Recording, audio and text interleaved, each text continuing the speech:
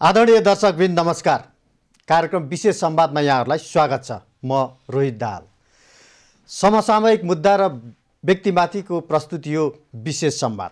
विशेष संवादको आजको श्रृङ्खलामा हामी प्रधानमन्त्री तथा नेपाल कम्युनिस्ट पार्टी नेकपाका अध्यक्ष केपी शर्मा ओलीले अब युवा पुस्तामा नेतृत्व हस्तान्तरण गर्ने कुरा सार्वजनिक गर्नुभएको छ। उहाँले अब आफू पार्टी अध्यक्ष नहुने अथवा सत्ता छड्नु परेका कारण त्यो अभिव्यक्ति दिनुभएको हो कि साँच्चै नै अब उहाँले चाहिँ युवा पुस्तामा नेतृत्व हस्तान्तरण गर्न चाहनुभएको हो। यस विषयमा केन्द्रित रहेर संवाद गर्नेछौँ। प्रधानमन्त्रीको अभिव्यक्तिपछि अब युवा पुस्ता त्यो नेतृत्व लिनका लागि कति सक्षम छ, कति तयार छ, त्यसमा पनि हामी संवाद गर्नेछौँ। त्यस्तै नेकपाभित्रको जुन शक्ति सङ्घर्ष छ, अन्तर सङ्घर्ष छ, विवाद चुलिएको छ, फुटको डिलमा पुगेको भनिएको छ, यस विषयमा पनि हामी केन्द्रित रहेर संवाद गर्नेछौँ। र यसका लागि आज हामीसँग हुनुहुन्छ नेपाल कम्युनिस्ट पार्टी नेकपाका युवा नेता तथा केन्द्रीय सदस्य रविन्द्र अधिकारी। स्वागत छ यहाँलाई कार्यक्रममा। धन्यवाद। प्रधानमन्त्रीले त अब नेतृत्व हस्तान्तरण गर्छु भन्नुभयो, के तयार हुनुहुन्छ लिनलाई अब तपाईँहरू? सम्माननीय प्रधानमन्त्री एवं हाम्रो पार्टीका अध्यक्ष कमरेडले एउटा टेलिभिजन अन्तर्वार्तामा अब हामी पुरानो पुस्ता 70 को हाराहारीको पुस्ताले अब बिदा लिएर 60 को हाराहारीको पुस्तालाई नेतृत्व हस्तान्तरण गर्ने कुरा गर्नुभएको छ। यसमा दुईटा प्रसङ्गहरू विशेष हामीले छलफल गर्नुपर्छ जस्तो लाग्छ। एउटा हाम्रो पार्टीभित्र देखिएको अन्तरसङ्घर्ष वा नेतृत्व हस्तान्तरणको सवाललाई छल्नको निम्ति ल्याइएको विषय हो, या साँच्चै नै अब बुढो पुस्ताले आराम गर्नुपर्छ र नयाँ पुस्तालाई नयाँ ऊर्जाका साथ, नयाँ दृष्टिकोणका साथ जिम्मेवारी सुम्पनुपर्छ। यी दुईटा कोणबाट हामीले छलफल चलाउनु पर्ने स्थिति आउँछ। तपाईँको विचारमा के हो त यो? अब हिजोको सहज परिस्थितिमा यो विषय अलि गम्भीरतापूर्वक उठेको थिएन। आज अलिकति असहज परिस्थितिमा यो कुरा उठेको हुनाले कतै यसभित्र अलिकति केही कैफियत छ कि आफ्नो आफूले छोड्नु पर्दाको हकमा आफ्ना समकालीन भन्दा नेतृत्व बाहिर जाओस् भन्ने मनसाय देखिन पनि सक्छ। खैर, जेसुकै भए पनि नेतृत्व युवा पुस्तामा हस्तान्तरण हुनुपर्छ भन्ने कुरा आफैमा सकारात्मक कुरा हो। जुनसुकै तरिकाले, जुनसुकै हिसाबले यसलाई बाहिर सार्वजनिकरण गरिएको भए पनि युवा पुस्तामा नेतृत्व हस्तान्तरण हुनुपर्छ भन्ने कुरा कमसेकम छलफलको विषय बन्यो, एउटा दृष्टिकोणको रूपमा बाहिर आयो। साँच्चै नै यदि यो सकारात्मक रूपमा सबैले ग्रहण गर्दै जाने हो भने एउटा राम्रो र सन्देशमूलक कुरा पनि हुन सक्छ। उहाँले युवा पुस्ता भन्दा पनि अब आफूभन्दा ठिक्क मुन्तिर 60 को दशककालाई दिने भन्नुभयो। त्यसमा चाहिँ अब उहाँको पकड भएकोले पनि होला होइन?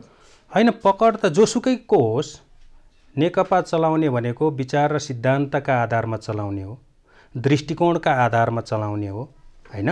अब यसमा मूलत आउँदो पुस्ताले पार्टीलाई नयाँ विचारका साथ, नयाँ ऊर्जाका साथ, नयाँ दृष्टिकोणका साथ चलाउन सक्छ कि सक्दैन भन्ने मूल कुरा हो। तर जहाँसम्म लाग्छ हाम्रो दोस्रो पुस्ता अत्यन्त सक्षमताका साथ अगाडि आइरहेको छ र त्यो दोस्रो पुस्ताले कम्युनिस्ट आन्दोलनलाई एउटा राम्रो र सबल हिसाबले अगाडि बढाउन सक्छ भन्ने मलाई लाग्छ।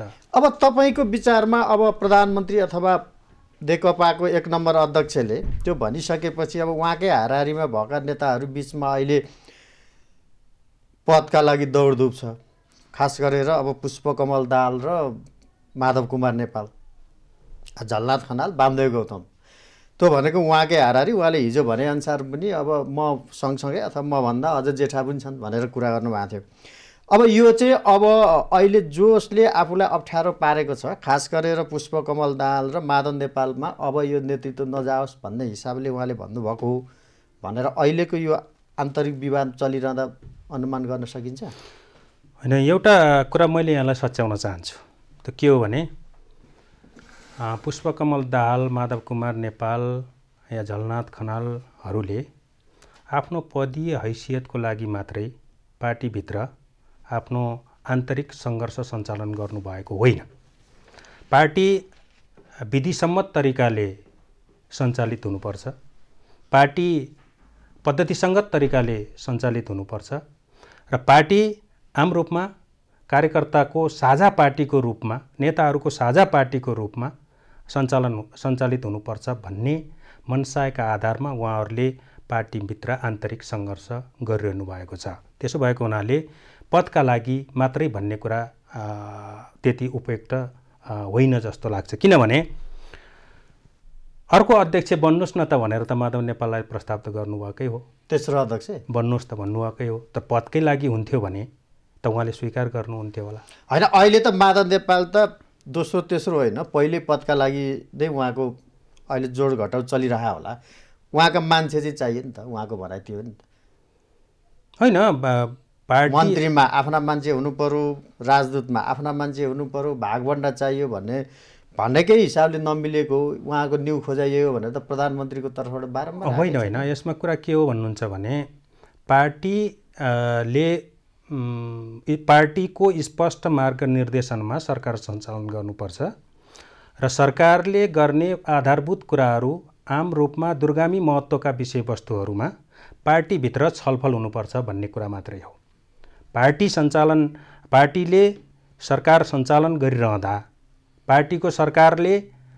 पार्टीको नेताले सरकार सञ्चालन गरिरहँदा आम रूपमा पार्टीभित्र सबै विषयहरूमा छलफल हुन्। खास गरिकन मुलुकलाई दूरगामी महत्त्वको एउटा सन्देश दिने खालका गतिविधिहरूमा पार्टीसँग सरसल्लाह होस्, पार्टीका नियमित बैठकहरू हुन्, सरकारको आवधिक मूल्याङ्कन होस्, कमजोरी कहाँ भएका छन् त्यो बारेमा छलफल गरौँ, उपलब्धि कहाँ भएका छन् त्यो बारेमा छलफल गरौँ भन्ने आशयका आधारमा वा पार्टी र सरकारको बीचमा सुमधुर खालको सम्बन्ध स्थापित गरेर जाउँ भन्ने विषयमा अहिले देखिएको मतान्तर मूल रूपमा त्यसमा हामीले ठिक छ। अब प्रधानमन्त्रीले भनेको चाहिँ अब म पछि चाहिँ कम्तीमा पुष्पकमल दाहाल र माधव नेपालमा चाहिँ पार्टीको नेतृत्व नजाओस् भन्ने हिसाबले उहाँले युवा पुस्ता अथवा आफूभन्दा दोस्रो पुस्तामा नेतृत्व जाओस् भन्न चाहेको चाहिँ देखिन्छ होइन। त्यो पार्टीको आन्तरिक जीवन अस्वस्थ भइरहेको बेलामा आएको हुनाले त्यस खालको आशंका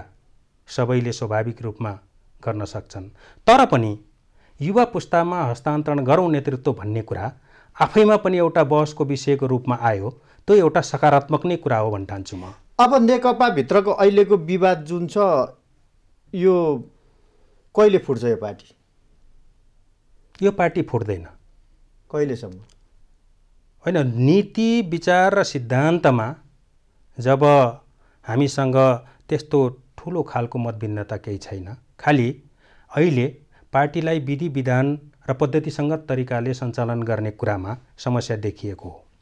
सामूहिक नेतृत्व र व्यक्तिगत जिम्मेवारीको अवस्थाबाट पार्टीलाई अगाडि बढाउने कुरामा समस्या देखिएको हो। त्यसकारण यी समस्याहरू क्रमशः सेटलमेन्टमा जान्छन् र महाधिवेशनले एक खालको निर्क्योल निकाल्छ र पार्टी एकदम बलियो जगमा उभिएको छ। हिजो प्रधानमन्त्री एवं पार्टी अध्यक्षले पनि त्यो कुरा गर्नुभयो।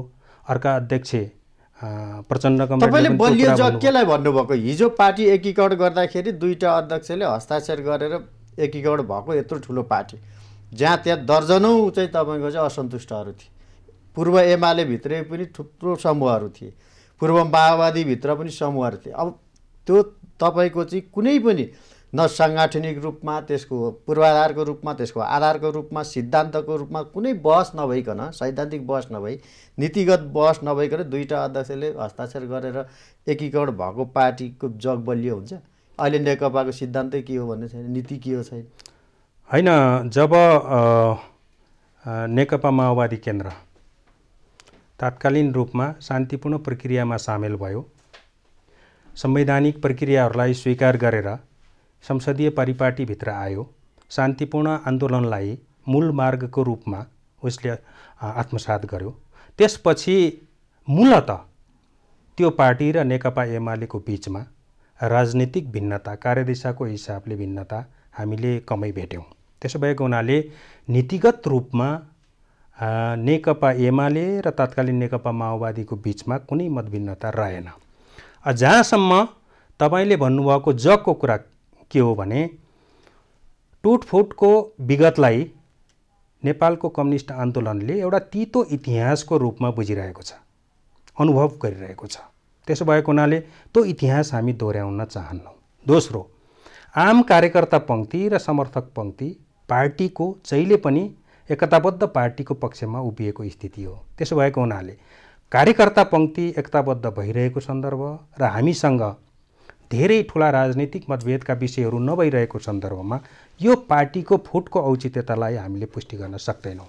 आजको सन्दर्भमा नेपालको दूरगामी भविष्यको लागि, कम्युनिस्ट आन्दोलनको भविष्यको लागि, लोकतन्त्रको सुदृढीकरणको निम्ति नेपालमा सिङ्गो सबल नेपाल कम्युनिस्ट पार्टी हुनु जरुरी छ, जसले आम रूपमा अरू राजनीतिक पार्टीहरूलाई पनि एउटा सकारात्मक सन्देश। तर कतिपय मानिसहरूको, विश्लेषकहरूको भनाइ छ कि कम्तीमा चाहिँ अब यो जुन पार्टी एकीकरणको आधार जुन जग थियो त्यो जगै कमजोर थियो, त्यहाँ नै समस्याको समाधान नखोजिकन यो टुप्पोमा समाधान खोजेर अब यो पार्टी एक रहँदैन भन्ने मानिसहरूको छ, जो नेकपा नफुटोस् भन्ने चाहना राख्नेहरूले यो जगै चाहिँ जसरी मिलो यो जगै चाहिँ कमजोर छ, अब छलफल त्यहाँबाट सुरु गरेर मात्रै यो पार्टी बलियो हुन्छ, पार्टी फुट्दैन भन्नेहरू छन्।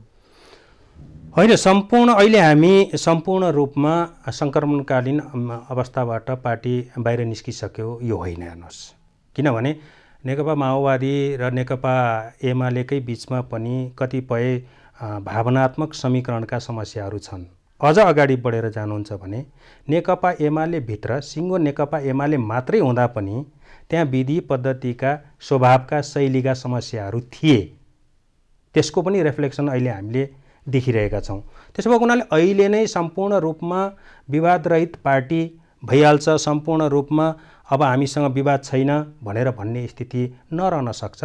समयक्रमसँगै हाम्रा साङ्गठनिक संरचनाहरू आम कार्यकर्ताहरूको बिचबाट अनुमोदित भएर आइसके पछाडि, विभिन्न ठाउँमा सम्मेलनहरू, अधिवेशनहरू भइसके पछाडि र महाधिवेशन पनि भइसके पछाडि हाम्रा कतिपय देखिएका हाम्रा बिचका समस्याहरूलाई पनि हामीले समाधान गर्दै जान्छौँ, सङ्क्रमणकालीन अवस्थालाई पार गर्दै जान्छौँ र एउटा सिङ्गो एक ढिक्का विचारले, संरचनाले, सङ्गठनले हामी चाहिँ एउटा पार्टी, एउटा ढिक्का पार्टीको रूपमा हामीले त्यसलाई निर्माण गर्न सक्छौँ। यसो भएको हुनाले नेतामा देखिएका केही असमझदारीका कारणले वा नेतामा आउने अभिव्यक्तिका समस्याका कारणले वा भावावेशका कारणले मात्रै तपाईँको कम्युनिस्ट आन्दोलन विभाजित बन्न सक्दैन।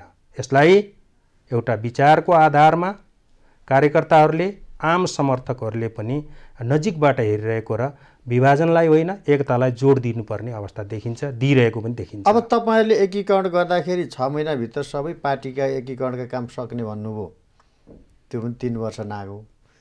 फेरि अब भदौ 26 गतेको स्थायी समितिको बैठकले निर्णय गरेर 1 महिनाभित्र सक्ने भनेर 1 इन्च अगाडि बढाएको छैन। अनि यो नेकपाभित्र सङ्क्रमणकाल अवस्थामा छौँ, पार्टी सङ्क्रमणकालमा छ भनेर मुलुक चाहिँ कहिलेसम्म बन्धक बनिरहने? यो अत्यन्तै सिरियस कुरा हो। हेर्नुहोस्, तपाईँले बहुत गम्भीर कुरा उठाउनु भयो।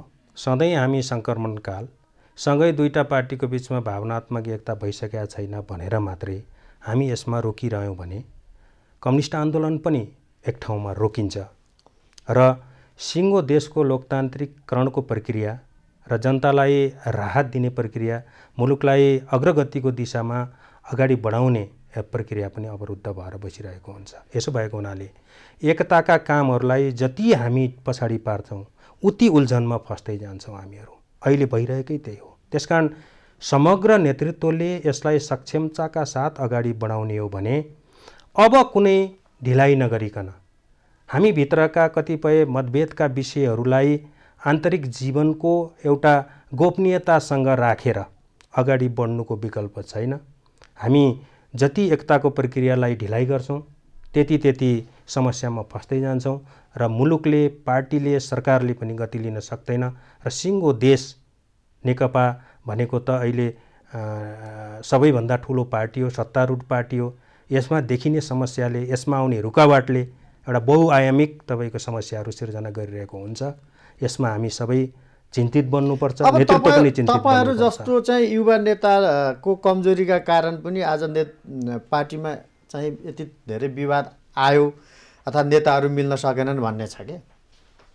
जस्तै चाहिँ तपाईको भदौ 26 गतेको स्थायी समितिको बैठकले नै दुईटा अध्यक्ष र महासचिवलाई जिम्मा दिएको थियो 1 महिनाभित्र पार्टी एकीकरण काम सक्नुहोस् भने त्यस यता के गर्नुभयो किन भएन भनेर तपाईँहरूको खबरदारी नै पुगेन दबाबै पुगेन तपाईँहरू पनि एउटा गुटको पछि लाग्नुभयो भन्ने आरोप छ नि तपाईँहरूले सोध्न किन सक्नुहुन्न होइन हामीले मूल रूपमा पार्टीको केन्द्रीय कमिटीको बैठकमा पार्टी एकताका बाँकी कामहरू र हामीमा देखिएका समस्याहरूको बारेमा औपचारिक फोरममा छलफल गर्ने हो जब हामी त्यो केन्द्रीय कमिटी वा अन्य निकायहरूको बैठक बसिरहेको सन्दर्भ हुँदैन त्यसपछि हाम्रा आवाजहरूलाई पनि हामीले ठिक ठाउँमा ठिक ढङ्गले उठाउन सक्ने फोरमहरू म बैठकको बारेमा एकैछिनमा आउँछु विशेष संवादमा अब सानो विश्राम संवाद जारी छ हामीसँगै रहनुहोला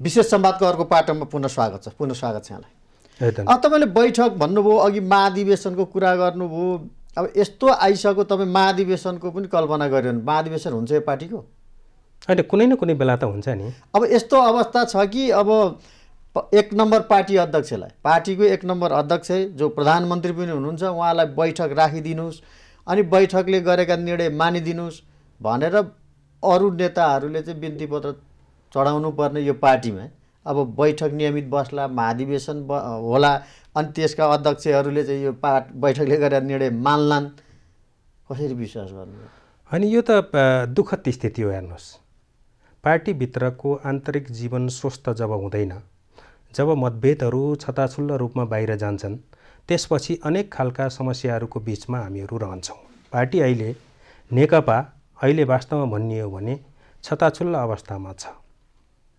कसले के कुरा भन्ने कुन विधिलाई अवलम्बन गर्ने पार्टी निर्णय मान्ने कि नमान्ने भएका निर्णयहरू पनि कार्यान्वयन हुने कि नहुने कसले भनेको मान्ने यो एउटा नराम्रो खालको स्थितिमा नेकपा पुगेको कुरा सत्य हो पार्टी यस्तो भइरहेको अवस्थामा तपाईँहरूको भूमिका खै भनेको मानिसहरूले खोज्छन् तर मलाई के लाग्छ भने के हामी सम्हालि नै नसक्ने अवस्थामा पुग्यौँ त अब यो छताछुल्ल लथालिङ्ग मात्रै कम्युनिस्ट आन्दोलन यो अवस्थामा मात्रै रहन सक्ला त आज त सबैले एउटा गम्भीर भएर सोच्नुपर्ने अवस्था आयो नेतादेखि कार्यकर्तासम्म त्यसकारण हामी गम्भीर छौँ र हामीले युवा पुस्ताका भनिएका हामीहरूले हाम्रा पार्टीका नेताहरूलाई भनेका छौँ कि पार्टीलाई विधिसम्मत तरिकाले सञ्चालन गरौँ फर्कौँ विधिमा हामी पद्धतिसङ्गत तरिकाले चलौँ चित्त नबुझेका कुराहरू बैठकमा राखौँ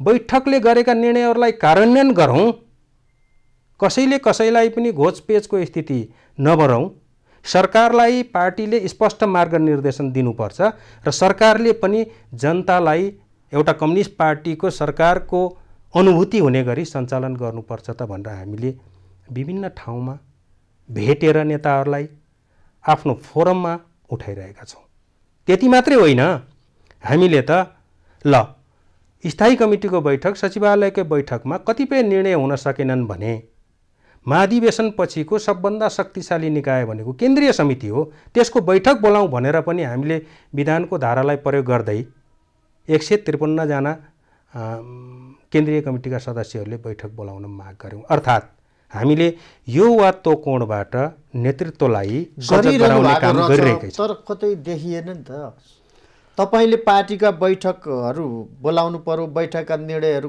कार्यान्वयन गर्नु पर्यो भन्नुभयो नि यो कसले गरिरहेको छ नि त आज भन्दा तपाईको पार्टीको अध्यक्षले कार्यान्वयन गरिरहनु भएको छैन बैठकका निर्णय अन्त त खोज्दै जानु परेन नि त अनि यस्तो विडम्बनापूर्ण अवस्थाको पार्टी अगाडि बढ्ला हैन हेर्नुस् अब यो धेरै खालका समस्याहरू छन् नेतृत्वमा मैले भने हामी विधिसम्मत तरिकाले सञ्चालित भएर आयौं पूर्व नेकपा एमाले पनि ठूलो तपाईको चाहिँ जनयुद्ध गरेको पूर्व नेकपा माओवादी पनि हामीले समात्नु पर्ने नै विधि हो फर्क्यौं क्या त्यो विधिमा किन हामी बैठकबाट डराउने किन पद्धतिसंगत तरिकाले हामी जानबाट पछाडी हट्ने किन एकले अर्कालाई मानमर्दन गर्दाखेरिमा आफूलाई आनन्दित भएको महसुस गर्ने यो त कम्युनिस्ट आन्दोलन भित्रका गलत कुराहरू तपाईको विचारमा अहिले पार्टी भित्रको जुन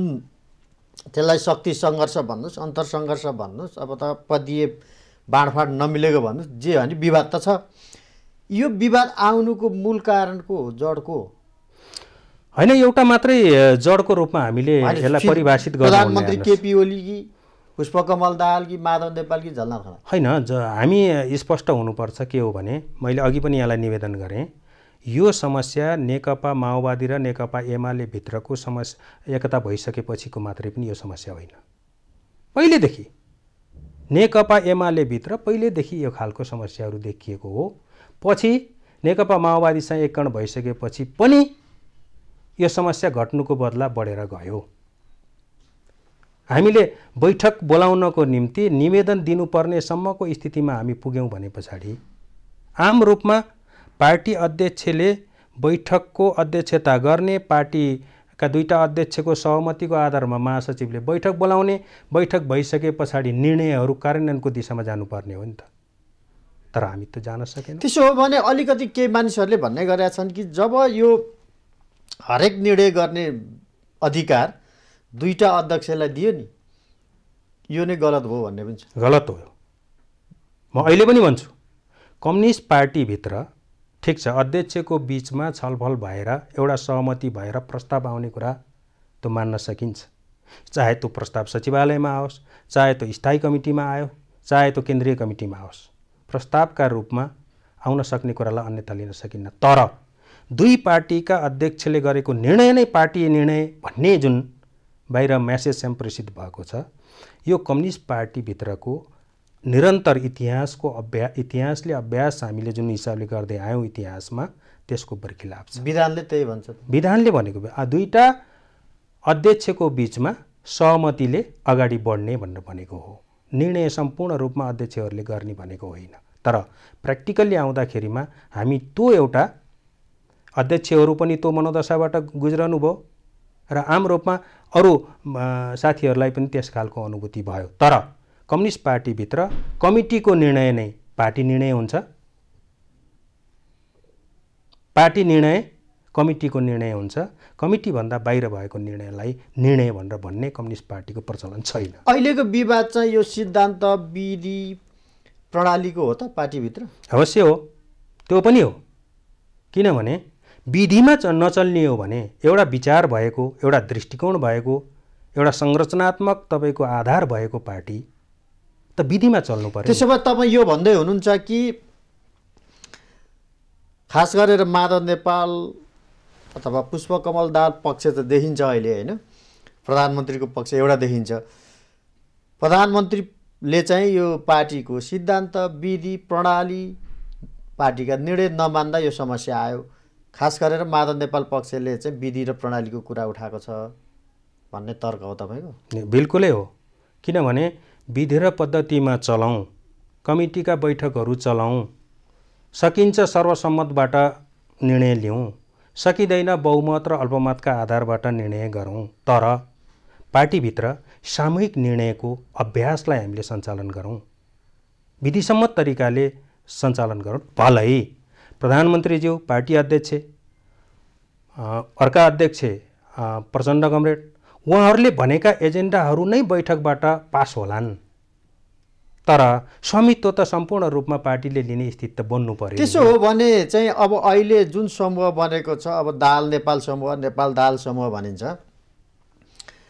अस्ति स्थायी समितिको अघिल्लो स्थायी समितिको बैठकले त पार्टी कामको जिम्मेवारी त कार्यकारी अध्यक्षलाई दिएको, सरकारको काम मूलत प्रधानमन्त्रीले हेर्ने गरी जिम्मेवारी बाँडफाँड गरेको, अनि त्यस यता त एक पाइलो एक इन्च पनि बढेन नि त पार्टी एकीकरणका बाँकी काम त, अनि त्यसको जिम्मा चाहिँ कार्यकारी अध्यक्षले लिनुपर्छ? होइन, सबैले लिनुपर्छ। तर पार्टीभित्र भएका समझदारीहरूलाई कार्यान्वयन गर्नको निम्ति को इमान्दारीपूर्वक लाग्यो या लागेन भन्ने कुरा त मूल्याङ्कन त गर्नुपर्ने हुन्छ होला नि त। त्यो त कार्यकारी अध्यक्षले गर्नु भएन। कार्यदलले एक खालको सुझाव दियो। के दियो त भने पार्टीको स्पष्ट मार्गनिर्देशनमा महत्त्वपूर्ण निर्णयहरू गर्दाखेरिमा सरकारले पार्टीसँग छलफल गर्ने। त्यो छलफल आरम्भ भयो कि भएन?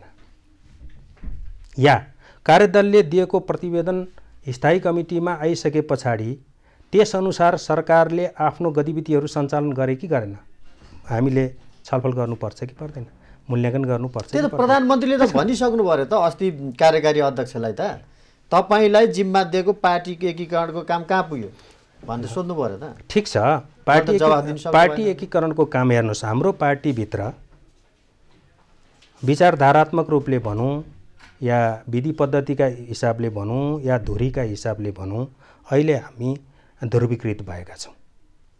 दुईटै शक्तिको बिचमा खास खालको समझदारी निर्माण नगर्दा जेलसम्म पार्टी स्मुथली अगाडि जान सक्दैन, पार्टीका गतिविधिहरू स्मुथली जान सक्दैनन्। त्यसो भएको हुनाले नै दुवै शक्तिको बिचमा, तिनै शक्तिको बिचमा, कति शक्ति भन्नुहुन्छ तपाईँले, त्यहाँभित्र अन्तरसङ्घर्षमा रहेका शक्तिहरूको बिचमा जबसम्म हामीले शालीन खालको एकता प्रदर्शन गर्न सक्दैनौँ, सहमतिको वातावरण स्थापित गर्न सक्दैनौँ, तबसम्म पार्टी कार्यकारी अध्यक्षले मात्रै अगाडि बढाएर वा पहिलो अध्यक्षले मात्रै अगाडि बढाएर बढ्ने स्थिति देखिएन। त्यसो भएको हुनाले यसलाई समझदारीमा लैजानु पर्यो। समझदारीमा लानको निम्ति हामी विधिमा नफर्किकन सम्भवै छैन, पद्धतिमा नफर्किकन सम्भवै छैन, पार्टी र सरकारको बिचमा सुमधुर सम्बन्ध नराखिकन सम्भवै छैन, आम रूपमा भावनात्मक एकता र सबल खालको एउटा दृढ इच्छा शक्ति प्रदर्शन नगरिकन सम्भवै छैन।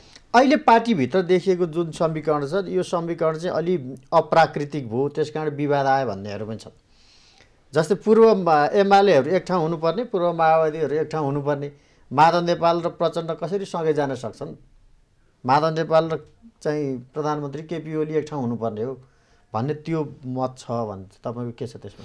होइन, यो एउटा चाहना हो। हेर्नुहोस्, यसका पछाडि के पनि एउटा अन्तर्निहित एउटा रहस्य के रहेको हुनसक्छ भने किन पूर्व एमाले एक ठाउँमा नहुने, किन पूर्व माओवादी मात्रै एक ठाउँमा नहुने, कि यो सोचाइ यदि हामीले राख्यौँ भने पार्टी एकता सुदृढ भएर यो त तपाईँको पार्टी एक नम्बर अध्यक्षले राख्नुभयो त, भनिसक्नुभयो तपाईँ पार्टी छोडेर जानुहोस्। होइन, हिजो उहाँले अन्तर्वार्तामा भन्नुभयो, त्यस्तो मैले भनेको छैन। अब उहाँले अर्को पनि एउटा कुरा के जोड दिनुभयो भने पार्टी एकता कुनै पनि हालतमा हामी टुट्न दिँदैनौँ भनेर पनि भन्नुभएको छ। सकारात्मक पक्षलाई पनि हामीले हेरौँ, होइन? यदि त्यस खालको अभिव्यक्ति आएको हो भने त वास्तवमा धेरै गम्भीरतापूर्वक सोच्नुपर्ने अवस्था आइसकेको छ। किनभने तपाईँ आफ्नो बाटो लाग्नुहोस्, म आफ्नो बाटो लाग्छु भनेर भनिएको यदि हो भने त एकता भङ्ग हुन सक्छ भन्ने कुरा हो। आम रूपमा त्यसको अर्थ भनेको फेरि हामी विभाजनमा जान्छौँ भन्ने हो। तर त्यसलाई उहाँले हिजोको अन्तर्वार्तामा एउटा मैले त्यसो भनेको होइन, पार्टी एकता टुट्न दिँदैनौँ भनेर भन्नुभएको छ। त्यसलाई एउटा सकारात्मक रूपमा नै हामीले हेरौँ न। अब अर्को पार्टी एक रहन सक्दैन अथवा कसैले फुटाउन चाहिरहेछ भन्ने कुरा चाहिँ प्रधानमन्त्रीको तर्फबाट जुन पार्टी एकीकरण पछि बनेको एउटा तपाईँहरूको चाहिँ कार्यदिशा छ, अब एउटा पोलिटिकल एजेन्डा जुन छ, जनताको जनवाद भन्ने छ, होइन? अहिले पार्टीको नीति चाहिँ। तर उहाँले चाहिँ अब जनताको बहुदलीय जनवादको पक्षमा बहस सुरु गर्नुभयो, जो पार्टी अध्यक्ष हुनुहुन्छ, जो प्रधानमन्त्री हुनुहुन्छ। होइन, यो अहिले पार्टी एक रहिराख्नका लागि गरिएको काम हो त यो?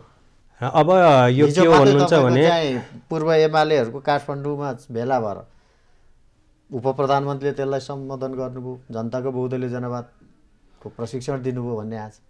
अनि यो के हो भने अब फुटाउन नै चाहने हो भने फुटाउनको निम्ति एउटा आधारशिला चाहिन्छ, त्यसको लागि एउटा राजनीति छहारी हामीले खोज्नै पर्ने हुन्छ। होइन भने अहिले हामी महाधिवेशनको पूर्व सन्ध्यामा रहिरहँदा अरू सबै विचारका कुराहरू, सङ्गठनात्मक सिद्धान्तका कुराहरू, सङ्गठन सञ्चालन र त्यसका अरू बहुआयामिक कुराहरूलाई महाधिवेशनले टुङ्गो लगाउला। तर हामीले जुन खालको अन्तरिम विधानको हामीले प्रकाशन गरेका छौँ, हामीले पास गरेर बाहिर लिएर आएका छौँ, त्यो अन्तरिम विधानको मर्म के हो भने, स्पष्ट रूपमा लेखिएको कुरा के हो भने, हामी अहिले हाम्रो कार्यक्रम जनताको जनवाद हो, जो समाजवाद उन्मुख छ।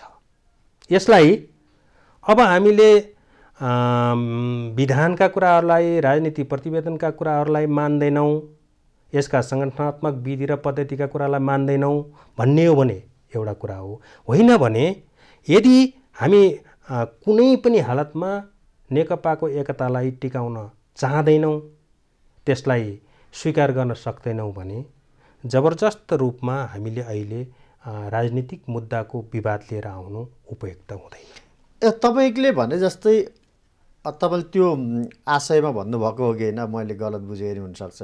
तर धेरै मानिसहरूको भनाइ चाहिँ के छ भने अब यसरी नै रहिरहने यो पार्टी, हिजो तपाईँले जुन घोषणापत्र जारी गर्नुभयो, तपाईँले चाहिँ जनताले 2/3 नजिक चाहिँ तपाईँको पार्टीलाई मत दिए, पार्टी सरकारमा छ, ठुलो देशको ठुलो पार्टी छ, जनता कार्यकर्ता अथवा नेता कार्यकर्ताका पनि सपना थियो होला, जनताका अपेक्षा थियो होला।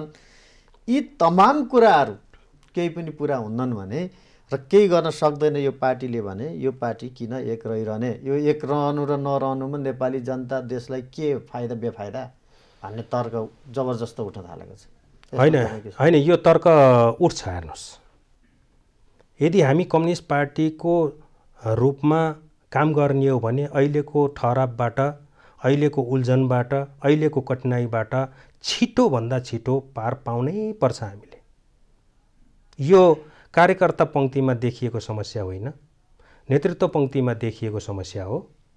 नेतृत्व पङ्क्तिले यसलाई चाँडोभन्दा चाँडो समाधानको दिशामा लैजानुपर्छ र नेपालको कम्युनिस्ट आन्दोलन विभाजित हुनु भनेको मात्र कम्युनिस्ट आन्दोलनको लागि नोक्सान होइन, यो आम रूपमा देशको लोकतान्त्रिक प्रक्रियाको लागि पनि बेफाइदाजनक छ र अरू राजनीतिक दलहरू जो लोकतान्त्रिक प्रक्रियामा छन् तिनीहरूको लागि पनि एकदम गलत सन्देश हुन्छ। त्यसो भएको हुनाले यो ठहरावको स्थितिमा नेकपालाई राखिराख्ने हो भने थप भद्रकोलको स्थिति पैदा हुन्छ। न कमिटीहरू रहन्छन्, न फङ्सन हुन्छ, न निर्णयहरू हुन्छन्, न कार्यान्वयन हुन्छ। त्यसो भएको हुनाले आम नेता कार्यकर्ता सबै एउटा संवेदनशील भएर यो अवस्थाबाट पार पाउनको निम्ति नेतृत्वलाई दबाब सिर्जना गर्ने र नेतृत्वले पनि बहुतै गम्भीरताका साथ यो विषयवस्तुलाई लिएर चाँडोभन्दा चाँडो हाम्रो गतिविधिलाई अगाडि बढाउनुपर्छ, नेकपालाई गति दिनुपर्छ र यसका कुनै पनि नेताहरूले, कार्यकर्ताहरूले एकतालाई बल नपुग्ने, घाउखत लाग्ने कुरा चाहिँ गर्न मिल्दैन। कुनै पनि हालतमा समस्याहरू छन् भने पनि ती समस्याहरूको समाधानको निम्ति एकीकृत प्रयत्न गर्नुपर्छ, बैठकमा छलफल गर्नुपर्छ र आम रूपमा आउँदो पुस्तालाई एउटा सबल खालको कम्युनिस्ट पार्टी, एउटा इज्जत र प्रतिष्ठा सहितको कम्युनिस्ट पार्टी, विचार र सिद्धान्तले सुदृढ भएको कम्युनिस्ट पार्टी हस्तान्तरण गर्नुपर्छ। योभन्दा अर्को विकल्प छैन। मैले अब तपाईँ एउटा लामो समयदेखि यही राजनीतिमा लाग्नुभएको इमान्दार युवा नेता पनि हुनुहुन्छ। अघि मैले भनेको कुराले तपाईँको मन अलिकति छुन्छ कि छुँदैन? जस्तै तपाईँ अहिले सरकारले जे गरिरहेछ काम, त्यसले अलिकति जुन नेता कार्यकर्ताको सपना, जनताको अपेक्षा, यो महामारी, यो अवस्थामा जसरी सरकार चलिरहेछ, पार्टीभित्र जे छ, यसले अलिकति तपाईँको मन छुन्छ कि छुँदैन भन्न खोजेँ मैले। होइन, स्वाभाविक रूपमा हामी राजनीतिक कर्मीहरूलाई यसले संवेदनशील बनाएको हुन्छ। हेर्नुहोस्, हामी कम्युनिस्ट पार्टीमा लाग्यौँ, देश दुनियाँ परिवर्तनको लागि हामीले विभिन्न ठाउँमा आफ्ना अभिव्यक्तिहरू दियौँ, त्यही मनसायका आधारमा जेलले भोग्नुभयो भनौँ न, लाग्यौँ होइन। हरेक खालका सेक्रिफाइस गर्नको निम्ति हामी तयार भयौँ। साँच्चै नै कम्युनिस्ट आन्दोलनलाई हामीले योभन्दा धेरै परिष्कृत, विकसित र कम्युनिस्ट पार्टीको सरकार भइरहेको अवस्थामा जनतालाई, देशलाई एउटा ठोस खालको एउटा निकास दिन सकियोस्, मार्गमा अगाडि बढाउन सकियोस् भन्ने चाहना राख्ने कुरा स्वाभाविक छ। हेर्नुहोस्, तर कता कता तालमेल मिलेन। हामीले भने जस्तो मुलुकलाई एउटा स्पष्ट मार्ग निर्देशनमा अगाडि बढाउन पनि सकेनौँ। दूरगामी महत्त्वका कतिपय निर्णयहरू भएका पनि छन्, सरकारले गर्दै गरेको छैन भन्ने पनि होइन। तर कम्युनिस्ट पार्टीको सरकारको जस्तो अनुभूति हुने गरी हामीले काम गर्न बाँकी छ। अझै हामीसँग समय छ। दृढतापूर्वक एकताबद्ध भएर मुलुकलाई अगाडि बढाउँ, जनतामा आशा जगाउँ। निश्चय पनि 2-2.5 वर्षको समय छ। यो अवधिमा हामीले सबभन्दा उन्नत स्तरको पर्फर्मेन्स दिन सकौँ ताकि जनताले कम्युनिस्ट पार्टीको सरकारको अनुभूति गर्न सकुन्। त्यो त बिहानले दिउँसोको सङ्केत गर्छ भने जस्तै त्यो देखिन्छ त? त्यो अब आशा गर्ने ठाउँ छ? होइन, सरकारले आशा गरे बमोजिम मुलुकलाई द्रुततर मार्गमा अगाडि बढाउने कुरामा केही समस्याहरू देखिए, तर पनि केही पनि भएको छैन। बिल्कुलै सरकारले एक त नालायकीपन देखाएको छ भन्ने कुरामा पनि सत्यता छैन। तर हामी आशा गरौँ, अप्ठ्याराहरू पनि छन्, केही सजिलाहरू पनि छन्। जनताले सरकारलाई, कम्युनिस्ट पार्टीलाई निर्णय गर्नका निम्ति सुविधाजनक बहुमत दिएका छन्। गर्नुपर्छ। जनताको पक्षमा काम गर्ने कुरामा हिचकिचाउनु हुँदैन। समय छ, समयलाई हामी सबैले चिन्नुपर्छ। अब देश किन बनेन त अब भन्नै परेन कि? अब देश बनाउने नेता जो छन् अहिले भनिएका, जसलाई जनताले जिम्मा दिएको छ, उनीहरू चाहिँ वर्षौँदेखि चाहिँ पार्टीको आन्तरिक विवाद मिलाउन नै व्यस्त भए देश बनाउने नेताहरू। त्यस कारण देश बनेन भन्ने भने मिल्छ? देश नबन्नुको पछाडि यो पनि एउटा कारण हुनसक्छ, तर धेरै कारण छन्। हेर्नुहोस्, हामी हिजोको अवस्थामा जसरी अगाडि बढेर आयौँ, सुशासनको कमी थियो हिजो। जताततै अव्यवस्थाको अवस्था हामी देख्न सक्थ्यौँ। उबड खाबडको स्थिति थियो। जनता निराश भइसकेका थिए। हामी सानो अर्थतन्त्रमा छौँ। भारतीय नाकाबन्दीको असर हामी अझै पनि महसुस गर्न सक्छौँ। प्राकृतिक भूकम्पको महसुस हामी अझै पनि गर्न सक्छौँ। महामारीको हामीले अनुभूत गरिरहेकै छौँ। अप्ठ्याराहरूको बिचमा पनि केही सकारात्मक कामहरू भएका छन्। यसो भनौँ त, अब पार्टी चलाउने नेता र देश चलाउने नेता चाहिँ फरक हुनुपर्ने रहेछ, अथवा पार्टी चलाउनेले देश चलाउन नसक्ने रहेछ भन्ने पुष्टि पनि हो नि, होइन? होइन, त्यस्तो पनि निष्कर्षमा नपुगिहालौँ। देखिन्छ त्यस्तो। तर हुनुपर्ने के हो भने पार्टी चलाउने र सरकार चलाउने नेतामा वास्तवमा एउटा मात्रै जिम्मेवारी हुनुपर्ने। तपाईँ जस नेपाल कम्युनिस्ट पार्टीभित्र एक व्यक्ति एक पदको पक्षधर हो। एक मुख्य जिम्मेवारी। एक मुख्य जिम्मेवारी हो। सरकार चलाउने नेता सरकार चलाउने काममा मात्रै जोडतोडले लाग्नुपर्ने र पार्टी चलाउने नेता पार्टीलाई नै एउटा जीवन्त पार्टीको रूपमा सञ्चालन गर्ने काममा लाग्नुपर्ने। मसँग एकदमै आधी मिनट जति समय बाँकी छ। समाधान के त? यो पार्टीको विवाद मिल्ने, सरकारले राम्रो काम गर्ने तपाईँको होइन, त्यस्तो छ? विधिमा पार्टी सञ्चालित हुनु पर्यो, बैठकहरू बस्नु पर्यो, एक आपसका तिक्तताहरूलाई चाँडोभन्दा चाँडो नेताहरू बसेर टुङ्ग्याउनु पर्यो, एकताको भावनालाई चोट पुग्ने काम गर्नु भएन। पार्टी र सरकारको बीचमा राम्रो खालको तालमेल र समन्वय हुनु पर्यो।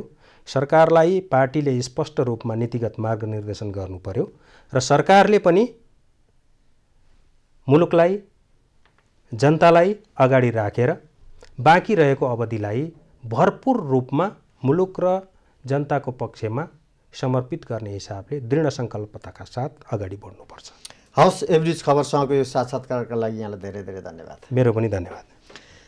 हवस् त, विशेष संवादको आजको श्रृङ्खला यहीँ सकिन्छ। अर्को श्रृङ्खलामा पुनः भेट हुने नै छ। खबरभित्रको खबरका लागि हेर्दै रहनुहोला एभरेज खबर। नमस्कार।